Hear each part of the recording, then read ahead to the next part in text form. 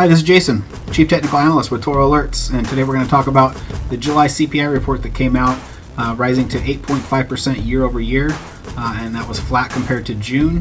The economists surveyed were expecting an increase to 8.7%, so we saw CPI coming in a bit lower than expectations, and the markets, as well as the crypto markets, really enjoyed that news.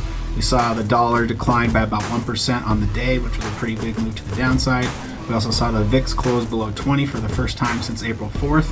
And when we take a look at this DXY chart for the dollar, we can see that the dollar broke trend, closing below the trend line, as well as the 50-day moving average for the first time since February of this year.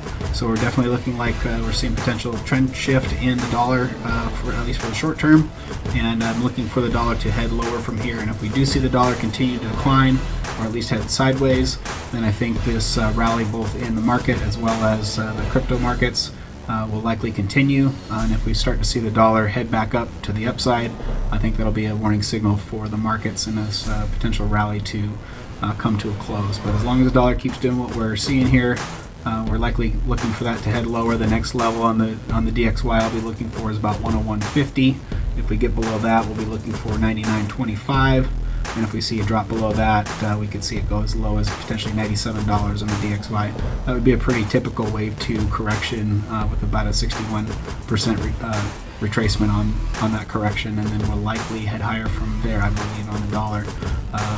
Big fan of the dollar milkshake theory, and I think that is occurring right now, but even when things are going up, we do have corrections, and I think we are seeing a correction right now, so I think we're going to have some nice opportunity to trade the markets that we've been seeing the nice upside currently over the last few weeks, and I think that rally is going to continue, at least in the short term, before we likely do head lower in the future. But at least for now, things are looking pretty good, looking like a lot of opportunities out there to trade as we're seeing broad participation across all sectors, and looking like we have really the best opportunity to make some money for the first time in 2022, unless you're trading energy stocks the last 6 months.